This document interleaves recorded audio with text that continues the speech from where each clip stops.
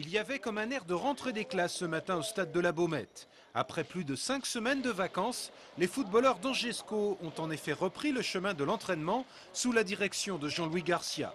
Sur les 21 joueurs présents, 6 nouveaux font leur apparition dans le groupe angevin, dont Norio Suzuki, un milieu de terrain offensif de 25 ans qui arrive tout droit du Japon. Je suis très content de pouvoir jouer en Europe, mais également très content de pouvoir jouer pour Angesco. Durant l'intersaison, le club du président Bernard a été actif sur le marché des transferts.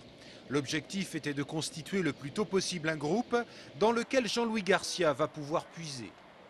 On se rend compte qu'il y a eu encore du très bon boulot de fait, puisque on peut considérer que 80% de l'effectif était présent dès la reprise de l'entraînement. Donc c'est vraiment, on peut être fier de ça. Mais le recrutement n'en est pas terminé pour autant. Olivier Piqueux, le manager général du club, annonce même l'arrivée d'un milieu récupérateur d'ici la fin de cette semaine.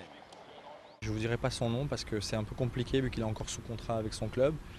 Mais notre objectif, c'est qu'il soit là avec nous dimanche pour au départ au stage à Saint-Brévin.